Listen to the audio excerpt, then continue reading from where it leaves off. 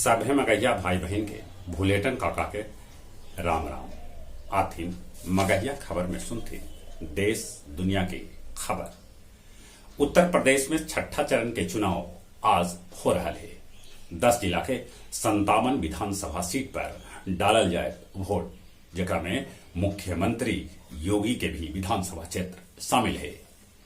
बिहार के मुख्यमंत्री नीतीश कुमार कहलका कि राज्य में जमीन के सर्वे सेटलमेंट के काम 2023 तक पूरा कर लेवल जाए। बिहार विधान परिषद के 24 सीट लेल चुनाव 4 अप्रैल के करावल जाए, जेकर परिणाम 7 अप्रैल के घोषित कल जाए। पश्चिम बंगाल में 107 निकाय चुनाव में टीएमसी मारलक 102 सीट पर बाजी। कांग्रेस और भाजपा के पत्ता साफ हो गया। अगला हफ्ता डीजल पेट्रोल के दाम एके बेर 10 से 20 रुपया बढ़ सका है, ऐसा लोग आशंका जाहिर कर रहे हैं। महाराष्ट्र के पुणे में सेप्टिक टैंक सफाई करे के दौरान दम घुटे से 4 मजदूर के मौत हो गया।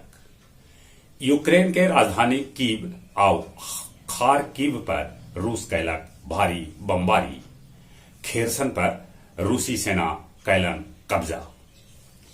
रूस के विदेश मंत्री सरगेई लावरोव कहलका कि तीसरका विश्व युद्ध विनाशकारी होए, वो एक तरह के परमाणु युद्ध होए। जेलेस्की के जगह विक्टर के यूक्रेन के राष्ट्रपति बनावल चाहा है रूस। यूरोप के सबला बढ़कर जापूरी झझिया परमाणु संयंत्र पर रूस कब्जा करे के दावा कैलक है। समन्वय आश्रम बोध गया में 38वां निःशुल्क नेत्र चिकित्सा शिविर 30 मार्च तक चलावल जाए। एकरा में 21,000 ऑपरेशन करे के योजना है।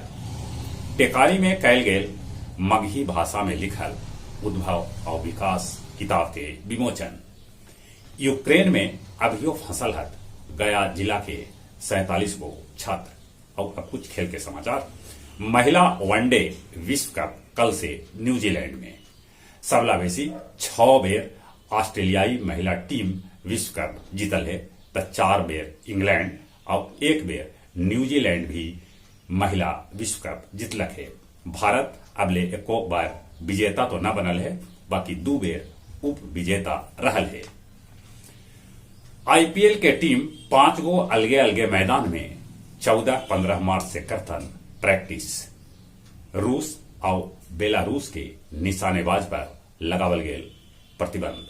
जहां तक मौसम के सवाल है, आसमान साफ हो गया है, बाकी रात के अभियो ठंडा है। ठंडा से बचते, कोरोना से बचे ले अभियो मुंह हो नाक पर मास्क लगाते। चले एक बेर फिर से अपने सभे के भूलेटन काका के राम राम।